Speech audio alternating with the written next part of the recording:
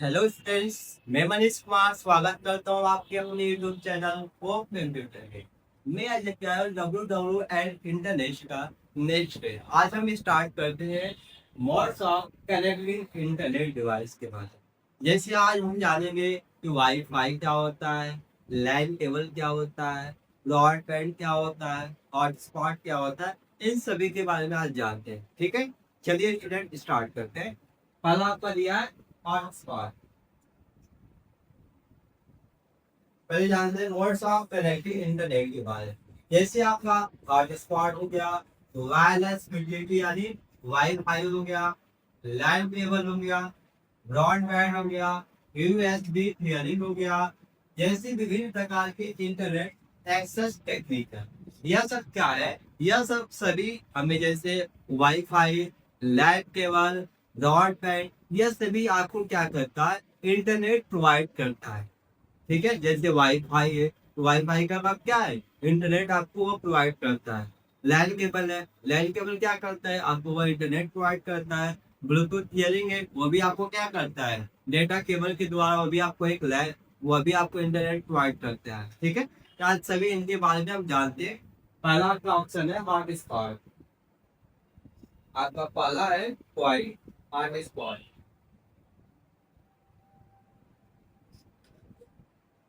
Hotspot आपके सभी device को कनेक्ट करने की सुविधा प्रदान करता है। यह क्या करता है? जो हॉटस्पॉट होता है सभी मोबाइल में वह लगा होता है, तो वह आपको क्या करता है? सभी वो डिवाइसों को वह इंटरनेट कनेक्ट करने की सुविधा वह प्रदान करता है, हॉटस्पॉट। और क्या बोल रहा है? जिनमें वाईफाई अवेलेबल होता है। हॉटस्पॉट एक वर्चुअल राउटर के माध्यम से वायरलेस लोकल एरिया नेटवर्क पर इंटरनेट एक्सेस करने की सुविधा प्रदान करता है। और ये क्या करता है? जो वह हॉटस्पॉट आपका होता है वह एक वर्चुअल इंटरनेट एक्सेस हमें प्रदान करता है। एक तरह से वह वर्चुअल वाईफाई का काम करता है। ठीक है, और यह और ये क्या करता है? यह वायरलेस ग्लोबल एरिया पर इंटरनेट एक्सेस सुविधा हमें प्रदान करता है। जो हॉटस्पॉट के जरिए हॉटस्पॉट के जरिए आप अपने smartphone, tablet, media player, laptop, यहाँ तक कि आप अपने फ्रेंड के साथ अपने मोबाइल से इंटरनेट शेयर कर सकते हैं। यह क्या करता है? जैसे हॉटस्पॉट जरिए आप मोबाइल ले लीजिए, टैबलेट ले लीजिए, लैपटॉप ले लीजिए, पीसी, इन सभी में आप इंटरनेट एक्सेस कर सकते हैं हॉटस्पॉट के जरिए। ठीक है, हॉटस्पॉट वाईफाई टेक्निक का उपयोग करते हैं जो इलेक्ट्रॉनिक डिवाइस को इंटरनेट से कनेक्ट करने या रेडियो वेव के माध्यम से वायरलेस रूप से डेटा को एक्सचेंज करने की परमिशन देता है। और ये क्या करता है? यह इलेक्ट्रॉनिक रूप से हमें डेटा को प्रोवाइड करता है या रेडियो वेव के माध्यम से हमें इंटरनेट एक्सेस करने की परमिशन देता है। ठीक है, इसके बाद आपका अगला पॉइंट आता है वाईफाई। आपका अगला पॉइंट है वाईफाई। वाईफाई का पूरा नाम क्या होगा? Wireless fidelity. क्या हो जाएगा? वायरलेस फिडिलिटी होता है। तो वाईफाई एक वायरलेस नेटवर्किंग टेक्निक है जो वायरलेस हाई स्पीड इंटरनेट और नेटवर्क कनेक्शन प्रोवाइड करने के लिए रेडियो वेव का यूज करता है। तो वाईफाई क्या होता है? वाईफाई तो वाईफाई एक high high level internet access करने की सुविधा हमें प्रदान करता है रेडियो वेव के द्वारा। ठीक है, यह क्या करता है? वाईफाई वाईफाई हमें हाई स्पीड में इंटरनेट प्रोवाइड करता है। ठीक है, वो भी रेडियो वेव की सहायता से हमें हाई स्पीड डेटा को प्रोवाइड करता है। यह वायरलेस कनेक्टिविटी जिसे वाईफाई ग्रुप में जाना जाता है, वह टेक्निक है जिसे आप अपने PC, laptop, smartphone, tablet device को किसी फिजिकल वायर कनेक्शन की आवश्यकता के बिना हाई स्पीड इंटरनेट से कनेक्ट कर सकते हैं। और ये क्या करता है? वाईफाई जो होता है हाई स्पीड डेटा प्रोवाइड करने के लिए आप किसी भी डिवाइस से इसको कनेक्ट कर सकते हैं। जैसे आपका टैबलेट हो गया, स्मार्टफोन हो गया, पीसी हो गया, लैपटॉप हो गया, उससे हम हाई लेवल इंटरनेट एक्सेस कर सकते हैं अपने डिवाइस में। ठीक है, और वाईफाई का परिणाम क्या हो जाएगा? वायरलेस फिडिलिटी होता है। इसके बाद आपका अगला पॉइंट आता है लैंड केबल। आपका अगला पॉइंट क्या है? Land cable. आधुनिक कंप्यूटर कई तरीके से इंटरनेट से कनेक्ट किए जा सकते हैं, जबकि कई कंप्यूटर वाईफाई के माध्यम से इंटरनेट का यूज करते हैं। कुछ कंप्यूटर में वाईफाई नहीं होते हैं। यदि आपके पास एक इंटरनेट होता है तो आप अपने कंप्यूटर को इंटरनेट कार्ड और एक केबल मॉडेम का उपयोग कर इंटरनेट से कनेक्ट कर सकते हैं।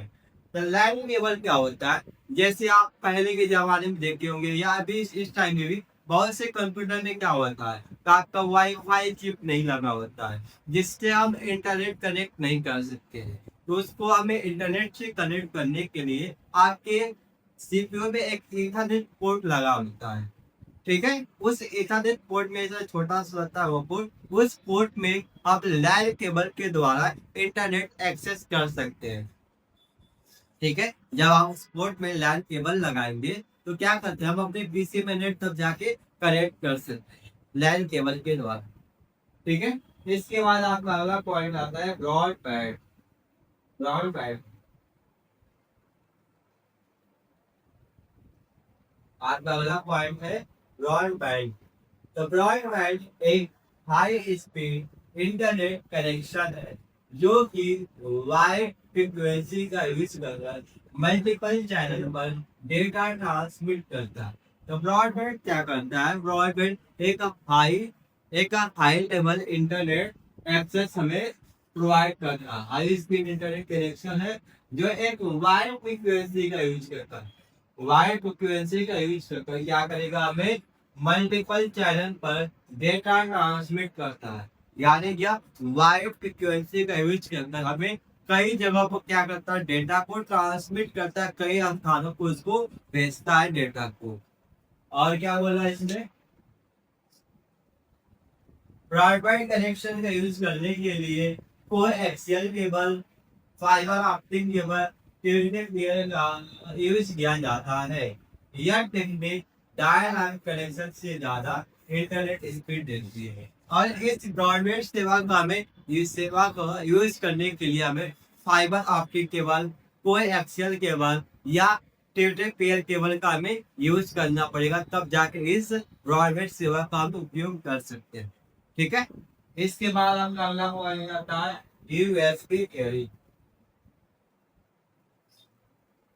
आपका अगला पॉइंट आ जाएगा यूएसबी केबल।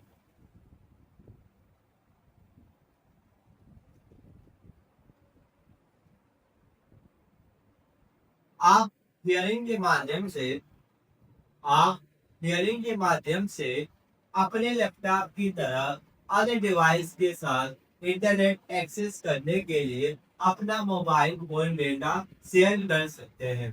आप ब्लूटूथ या वाईफाई कनेक्शन का यूज कर शेयर कर सकते हैं। यूएसबी हियरिंग फास्ट स्पीड से इंटरनेट सुविधा प्रोवाइड करता है। इसमें मोबाइल फोन को यूएसबी केबल द्वारा लैपटॉप से कनेक्ट करना होता है। तो यूएसबी थियरी क्या होता है? जैसे मान लीजिए हम अपने फोन का डेटा अपने पीसी में या अपने लैपटॉप में कनेक्ट करना चाहते हैं, तो हम डेटा केबल के द्वारा यूएसबी थियरी के सहायता से हम इंटरनेट एक्सेस कर सकते हैं अपने लैपटॉप, या किसी फाइल को हमें एक्सेस करना है तो यूएसबी थियरी या ब्लूटूथ के जरिए हम अपने फाइल को भी एक्सेस कर सकते हैं ब्लूटूथ थियरिंग के जरिए। ठीक है, इससे क्या होगा, जो आपका मोबाइल का डेटा होगा हम अपने पीसी में चला सकते हैं यूएसबी थियरिंग के जरिए। ठीक है, इसके बाद आपका अगला पॉइंट आता है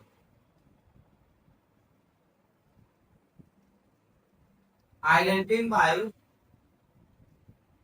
identify and use of IP by IMEI of various device। इसके बारे में आज हम जानते हैं, जैसे आईपी के बारे में जानेंगे, मैक एड्रेस के बारे में जानेंगे। और आपका इसमें दिया IMEI के बारे में जानेंगे। ठीक है, कि यह होता क्या है, कहाँ पे इसका यूज किया जाता है। ठीक है, आइए स्टार्ट करते हैं इसको। आईपी एड्रेस, आईपी यानी इंटरनेट प्रोटोकॉल। एक आईपी एड्रेस इंटरनेट पर एक नेटवर्क डिवाइस को एक अलग पहचान प्रोवाइड करता है। आईपी एड्रेस घर या बिजनेस के एड्रेस के समान होता है। किसी नेटवर्क से जुड़े डिवाइस आईपी एड्रेस के माध्यम से एक दूसरे से डिफरेंट होते हैं। तो जो आईपी एड्रेस होता है, आईपी एड्रेस यानी जैसे मान लीजिए मेरा घर है, तो मेरा घर किसी स्थान को होगा, किसी लोकेशन को होगा, उसका कोई ना कोई एक स्थान होगा, कोई लोकेशन होगा। जैसे मान लीजिए मेरा घर प्रयागराज में कहाँ पर है, कटरा में। ये क्या हो गया, मेरे घर का लोकेशन हो गया। उसी तरह आपका जो इंटरनेट होता है, इंटरनेट का भी एक कोई ना कोई लोकेशन होता है। तो उस लोकेशन को क्या बोलते हैं, आईपी एड्रेस बोलते हैं, इंटरनेट प्रोटोकॉल एड्रेस बोलते हैं। उस एड्रेस को हम क्या कहते हैं, इंटरनेट आईपी एड्रेस बोलते हैं। तो ये क्या बोल रहा है, आईपी एड्रेस इंटरनेट पर एक नेटवर्किंग डिवाइस को क्या करता है, एक अलग पहचान हमें प्रोवाइड करता है। क्या करेगा, एक अलग पहचान हमें उसको प्रोवाइड करता है, आईपी एड्रेस। आईपी एड्रेस घर या बिजनेस के एड्रेस के समान होता है। किसी नेटवर्क से जुड़े डिवाइस आईपी एड्रेस के माध्यम से क्या होता है, एक दूसरे से डिफरेंट होता है।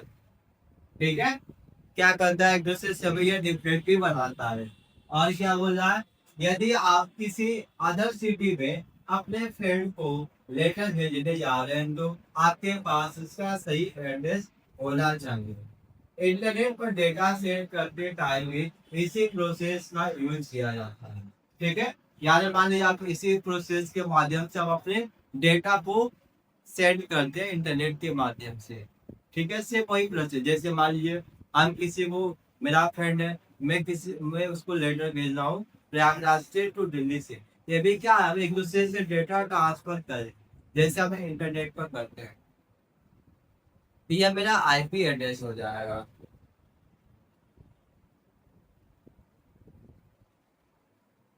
इसके बाद आपका अगला पॉइंट आता है मैक एड्रेस। आपका अगला पॉइंट है मैक एड्रेस। मैक का पूरा नाम मीडिया एक्सेस कंट्रोल होता है। क्या आ जाएगा पूरा नाम, मीडिया एक्सेस कंट्रोल होता है मैक का पूरा नाम। और इससे फिजिकल एड्रेस और हार्डवेयर एड्रेस के नाम से भी जाना जाता है। जो मैक होता है, मैक को फिजिकल और हार्डवेयर एड्रेस रूप में जानते हैं।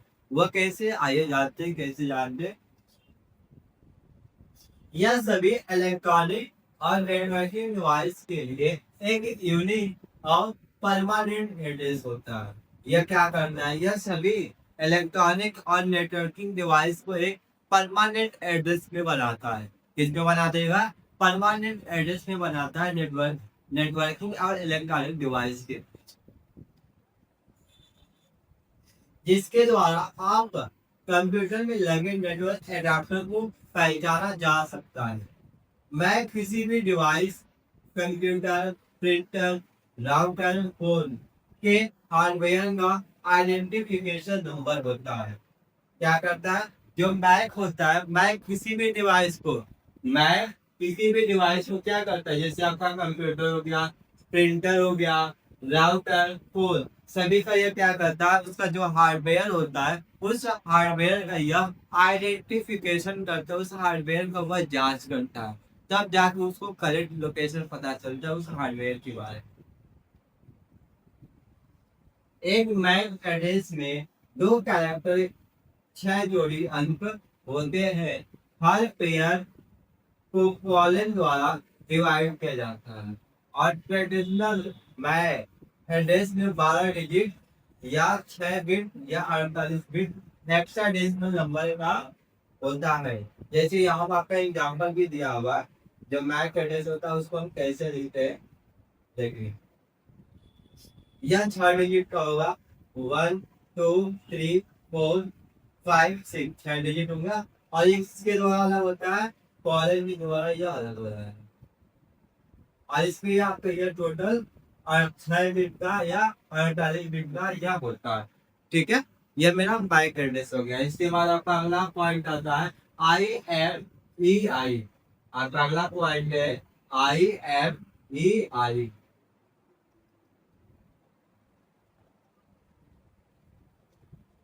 तो IMEI का पूरा नाम क्या हो जाएगा? International mobile equipment identity. यह एक 15 या 17 अंकों का कोड होता है जो मोबाइल फोन की पहचान के लिए कंपनी द्वारा फर्मवेयर में स्टोर कर दिया जाता है। तो जो IMEI नंबर होता है, इसका पूरा नाम क्या हो जाएगा? International mobile equipment identity. यह एक 15 या 17 अंकों का कोड होता है जो क्या करता है, हमें अपने डिवाइस या अपने मोबाइल के बारे में यह पहचान कराता है। जो यह एक फर्मवेयर में इसका डेटा स्टोर किया जाता है। मान लीजिए मेरा मोबाइल चोरी हो गया या कहीं गुम हो गया, तो उसका लोकेशन हमें ट्रेस करना है, तो वो किसके द्वारा होता है? IMEI नंबर के द्वारा उस लोकेशन को हम ट्रैक करते हैं। ठीक है, तो किसी भी डिवाइस का जो IMEI नंबर होता है बहुत ज्यादा इम्पोर्टेंट माना जाता है। ठीक है, तो अगर आप मोबाइल ले रहे हैं, नया मोबाइल ले रहे हैं, तो उसका आप IMEI नंबर कहीं नोट कर लीजिएगा। ठीक है, इसके बाद आपका इसके द्वारा आप क्या कर सकते हैं? IMEI नंबर के द्वारा उस फोन का लोकेशन बता सकते हैं। अधिकांश मोबाइल फोन में IMEI कोड देखने के लिए हम *#06 कोड का यूज किया जाता है। मान लीजिए अपने मोबाइल में हमें IMEI नंबर पता करना है, तो क्या करेंगे? हम यहाँ पर *#06 कोड का यूज कर वह नंबर निकाल सकते हैं। ठीक है, यह मेरा IMEI नंबर इससे पता चल सकता। इसके बाद यदि किसी पर्सन का फोन गुम हो जाता है या चोरी हो जाता है, तो CEIR central equipment identity register को काम करना है। IMEI नंबर के अनुसार मोबाइल को ब्लैक लिस्ट करा सकते हैं। ब्लैक लिस्ट हो जाने के बाद ज्यादातर फोन बेकार हो जाते हैं। मान लीजिए मेरा मोबाइल कहीं चोरी हो गया, तो IMEI नंबर के द्वारा उस मोबाइल को ब्लैक लिस्ट में डाल सकते हैं, जिससे क्या हो जाएगा? मेरा मोबाइल अनयूज हो जाएगा, बेकार हो जाएगा, उसको कोई चला भी नहीं सकता। यहाँ तक कि हम उसमें नया सिम भी लगा दिए, तो उसको कोई चला भी नहीं सकता, वो बेकार हो जाएगा। ठीक है, इसके बाद आपका अगला पॉइंट आता है पॉपुलर वेब ब्राउजर। आपका अगला पॉइंट है popular web browser. Web browser आप जानते हो कि वेब ब्राउजर क्या होता है? जैसे आप क्रोम का नाम सुने होंगे, फायरफॉक्स का नाम सुने होंगे, ओपेरा का नाम सुने होंगे। ये सब क्या होता है? ये वेब ब्राउजर होता है। ठीक है, आइए स्टार्ट करते हैं popular web browser. Popular web browser, the web browser एक एप्लीकेशन सॉफ्टवेयर है जो वर्ल्ड वाइड वेब पर अवेलेबल इंफॉर्मेशन तक पहुंचने के लिए उपयोग किया जाता है। वेब ब्राउजर बुकिंग का वेब सर्वर पर अवेलेबल इंफॉर्मेशन को यूजर के डिवाइस पर डिस्प्ले करने का काम करता है। तो ब्राउजर का काम क्या होता है? किसी भी सर्च इंजन से किसी भी सर्च इंजन से जो इंफॉर्मेशन प्रोवाइड होती है, जो इंफॉर्मेशन मिलता है यूजर को, वो क्या करता है? वह वेब ब्राउजर पर वह शो करता है। वो वेब ब्राउजर के माध्यम से वह इंफॉर्मेशन चेक करता है। ठीक है, यानी वेब ब्राउजर का काम क्या है? किसी भी इंफॉर्मेशन को वह यूजर तक पहुंचाना होता है, वेब ब्राउजर। ठीक है, ISP से आपका पहला वेब ब्राउजर है इंटरनेट एक्सप्लोरर। इंटरनेट एक्सप्लोरर जानते हो क्या हो? इंटरनेट एक्सप्लोरर माइक्रोसॉफ्ट द्वारा डेवलपमेंट किया गया एक ग्राफिकल वेब ब्राउजर जिसको विंडो 95 के साथ 1995 में लॉन्च किया गया था। यह इंटरनेट एक्सप्लोरर जो माइक्रोसॉफ्ट कंपनी के द्वारा इसको बनाया गया था 1995 में विंडो 95 के लिए। कब बना था यह? 1995 में इसको लॉन्च किया गया था विंडो 95 के लिए। माइक्रोसॉफ्ट ने इंटरनेट एक्सप्लोरर वेब ब्राउज़र को लाइनक्स, यूनिक्स, मैक और मोबाइल फोन के लिए भी डेवलपमेंट किया है। जब माइक्रोसॉफ्ट कंपनी इंटरनेट एक्सप्लोरर बनाई थी, इसको आप लाइनक्स में, यूनिक्स में, मैक में इत्यादि जगह इसको हम यूज कर सकते थे इंटरनेट एक्सप्लोरर का।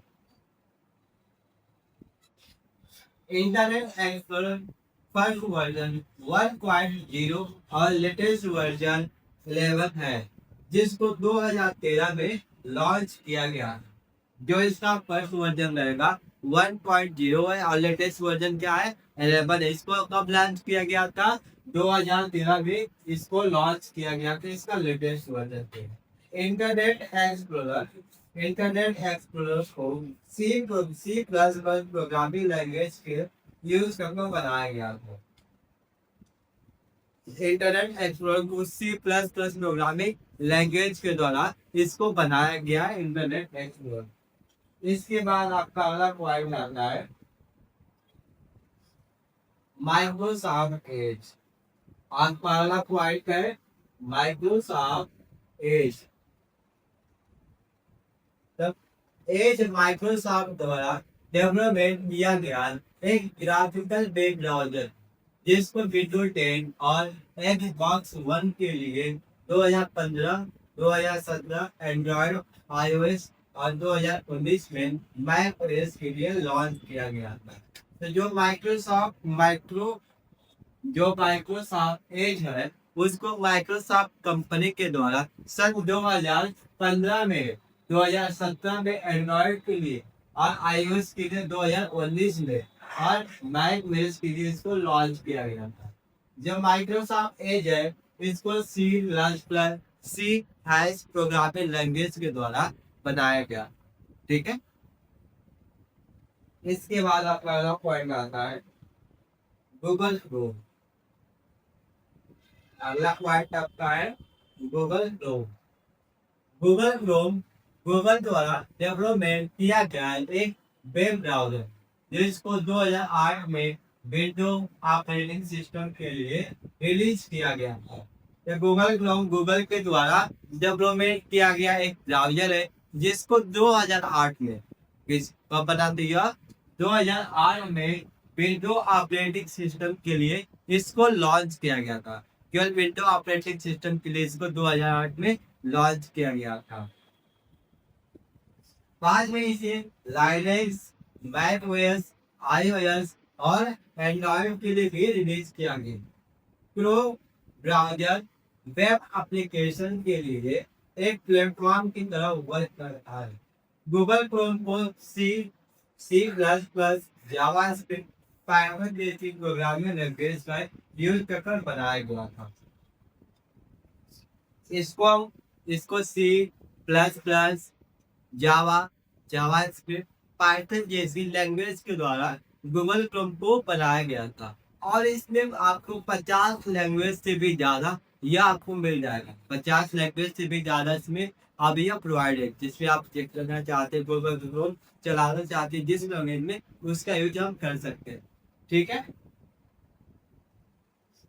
और इसके बाद हम अगला पॉइंट आता है मोजिला फायरफॉक्स। आपका अगला पॉइंट है मोजिला फायरफॉक्स। तो मोजिला कॉर्पोरेशन द्वारा 2002 में डेवलपमेंट किया गया एक ओपन सोर्स वेब ब्राउज़र है। मोजिला फायरफॉक्स कब बना था? मोजिला फायरफॉक्स एक मोजिला कॉर्पोरेशन द्वारा 2002 में डेवलपमेंट किया गया था, जो एक open source software. Open source यानी इसको हम फ्री में एक्सेस कर सकते हैं। यह क्या है? एक ओपन सोर्स सॉफ्टवेयर था। मोजिला फायरफॉक्स को Windows, Linux, Mac OS, Android operating system के लिए डेवलपमेंट किया गया था।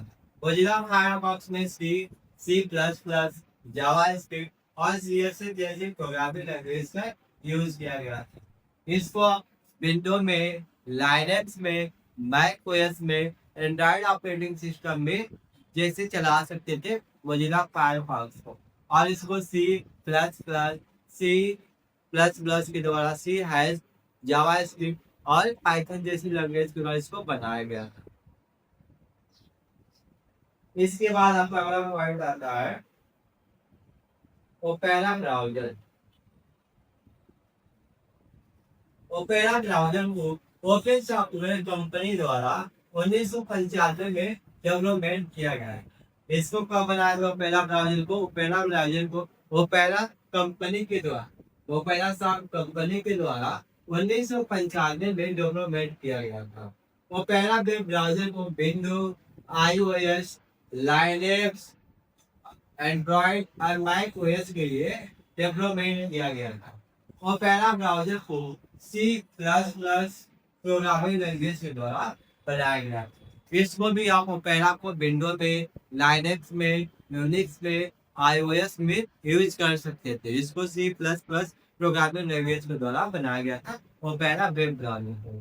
ठीक है, इसके बाद वेब पॉपुलर सर्च इंजन के बारे में जानेंगे।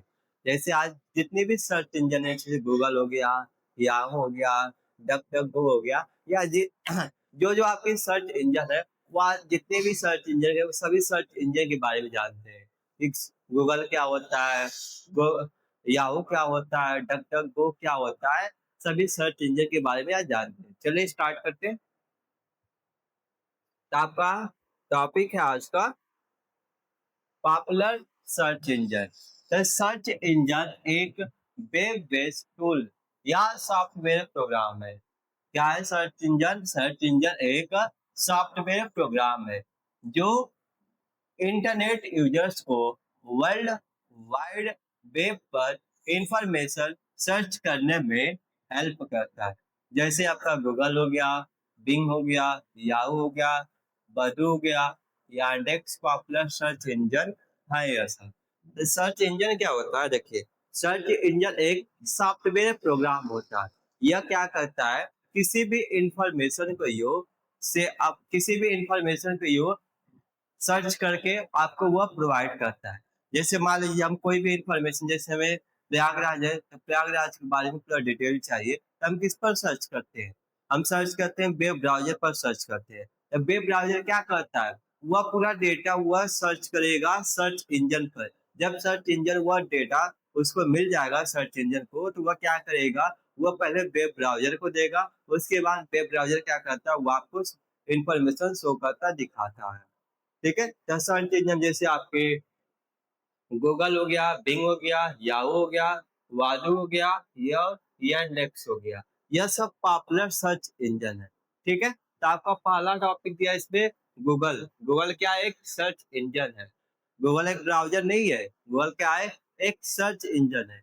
ब्राउजर कौन सा है? गूगल क्रोम ब्राउजर है। और गूगल केवल क्या है? एक सर्च इंजन है। ठीक है, तो गूगल वर्ल्ड में सबसे पॉपुलर सर्च इंजन है। क्या है? जो गूगल आपका है, गूगल सबसे ज्यादा एक पॉपुलर सर्च इंजन पूरे विश्व में यह प्रचलित है, फेमस है या अपने सर्च इंजन के लिए। अधिकतर कोई भी सर्च इंजन सबसे ज्यादा इस्तेमाल गूगल किया जाता है पूरी दुनिया में। ठीक है, इसलिए क्या हो गया? फेमस हो गया। इसको 1997 में लॉन्च किया गया था। इसे सर्च इंजन को डेवलपमेंट करने के लिए पाइथन, सी प्लस प्लस, सी लैंग्वेज का यूज किया जाता है। गूगल के फाउंडर लेरी पेज और सर्गेई ब्रिन है।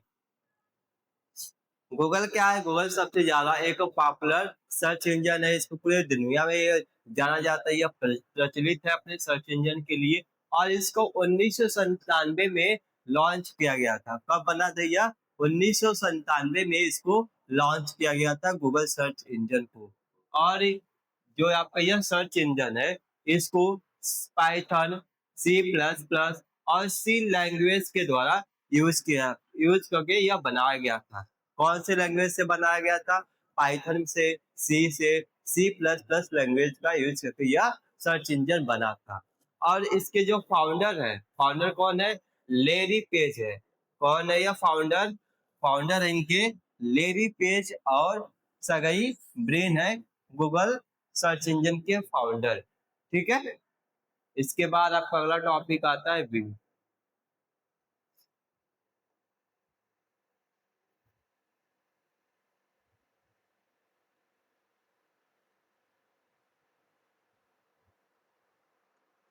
आपका अगला टॉपिक है Bing. Bing search engine Microsoft द्वारा डेवलपमेंट किया गया एक सर्च इंजन है, जिसे 2009 में माइक्रोसॉफ्ट द्वारा लॉन्च किया गया था। पहले यह लाइव सर्च के नाम से जाना जाता था, फिर इसको रिप्लेस कर बिंग नाम दिया गया। इसको डेवलपमेंट करने के लिए ASP नेट लैंग्वेज का यूज किया जाता है। देखिए, बिंग सर्च इंजन जो आपका है, यह माइक्रोसॉफ्ट कंपनी के द्वारा बनाया गया था। तब इसको लॉन्च किया गया था 2009 में, इस सर्च इंजन को लॉन्च किया गया था। ठीक है। और इसका और जो इसका पुराना नाम था, इसको हम पुराना नाम से जानते, लाइव सर्च के नाम से जानते हैं। जो इसका पुराना नाम था वह लाइव सर्च के नाम से था, लेकिन बाद में इसको इस नाम से रिप्लेस करके इसका नाम बिंग कर दिया गया। ठीक है।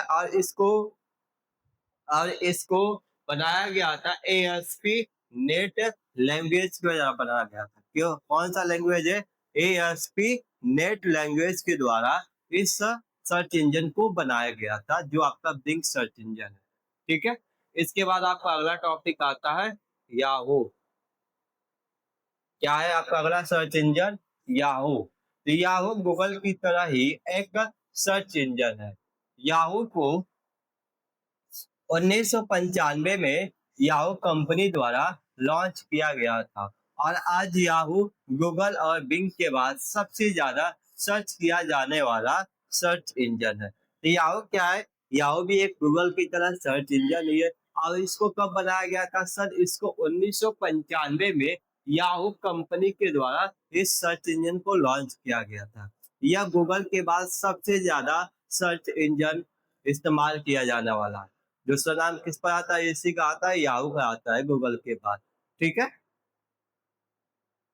इसके बाद आपका अगला टॉपिक आता है आर्क्स। आपका अगला टॉपिक है आर्क्स। आर्क्स भी क्या है? एक सर्च इंजन ही है। द आर्क्स एक सर्च इंजन है। पहले यह जीवस के नाम से जाना जाता था, और फिर इसको चेंज कर आर्क्स कर दिया गया। इसको गैरेट गैरेट गोयनर और डेविड वाथेन द्वारा 1996 में लॉन्च किया गया था। तो आर्क्स भी क्या है? आर्क्स एक सर्च इंजन है। पहले पहले इसको हम जीवन जीवस के नाम से जानते थे। और किस नाम से जानते थे? जीवस के नाम से जानते थे। फिर बाद में इसको चेंज कर इसका नाम आर्क्स कर दिया गया। और जो इसके फाउंडर है, इसके फाउंडर आपके हैं गैरेट गुएथर। गैरेट गुएथर है और डेविड वाथेन है। इसको कब लॉन्च किया गया था? 1996 में इसको लॉन्च किया गया था।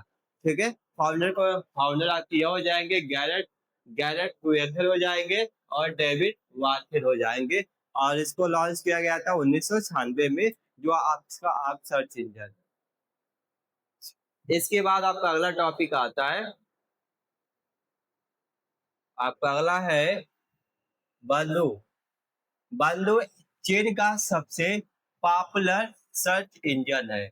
यह सर्च इंजन केवल चाइनीज लैंग्वेज में अवेलेबल है। इसके फाउंडर रॉबिन ली रॉबिन ली और एरिक जू थे। बंडू सर्च इंजन को 2000 में लॉन्च किया गया था। तो आपका यह भी क्या है? यह भी एक सर्च इंजन है, लेकिन यह कौन सा सर्च इंजन है? यह एक चाइनीज सर्च इंजन है, जो केवल चाइनीज लैंग्वेज में भी यह मिलता है। ठीक है। तो इसको आप लोग यूज नहीं कर सकते, क्योंकि हम लोग तो चाइनीज लैंग्वेज आता ही नहीं है। इसको केवल चाइना वाले ही यूज कर सकते हैं। ठीक है। और इसको यह 2000 में लॉन्च किया गया था। कब बना किया इसको? इस सर्च इंजन को सन 2000 में लॉन्च किया गया था। और जो इसके फाउंडर थे, फाउंडर इसके हैं रॉबिन ली। फाउंडर है रॉबिन ली और एरिक जू। कौन है फाउंडर इसके? रॉबिन ली और एरिक जू इसके फाउंडर है। इसको सन 2000 में लॉन्च किया गया था, जो आपका बंधु सर्च इंजन है। इसके बाद आपका अगला आता है एंडेक्स। एंडेक्स सर्च इंजन। एंडेक्स रूस का सबसे पॉपुलर सर्च इंजन है। इसको कमटेक्स कंपनी द्वारा 1997 में लॉन्च किया गया था। ये आपका क्या है, ये भी आपका सर्च इंजन है, लेकिन यह रूस का है। यह रूस का सबसे ज्यादा पॉपुलर सर्च इंजन है, जो रूस में सबसे ज्यादा इस सर्च इंजन का यूज किया जाता है। और इसको 1997 में इसको लॉन्च किया गया था। किसके द्वारा लॉन्च किया गया था? कॉम्टेक्स कंपनी द्वारा सन 1997 में इस सर्च इंजन को लॉन्च किया गया था। ठीक है। इसके बाद आपका अगला टॉपिक आता है डक डक गो।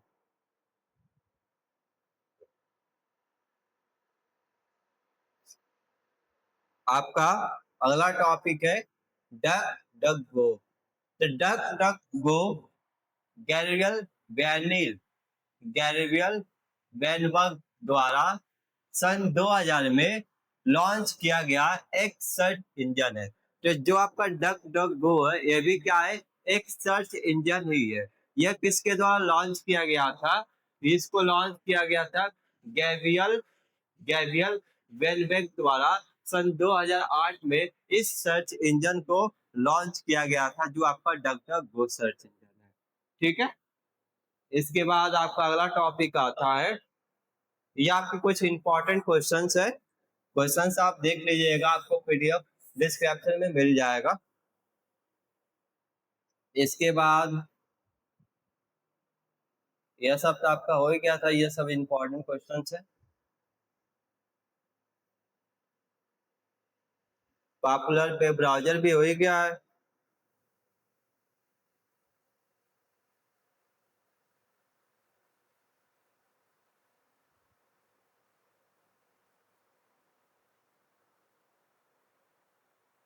ये भी आपका हो ही गया प्रोटोकॉल। ये आपका चैप्टर इसी के साथ समाप्त होता है। ठीक है। ये आपका चैप्टर यही तक था। आपका ये चैप्टर समाप्त हो गया, इंटरनेट एंड डब्ल्यू। अब आपका अगले दिन से नेक्स्ट चैप्टर लेके आते हैं। आज के लिए इतना है। ठीक है। अगर वीडियो पसंद आए, वीडियो को आप अधिक से अधिक लाइक शेयर एंड सब्सक्राइब करें। Thank you.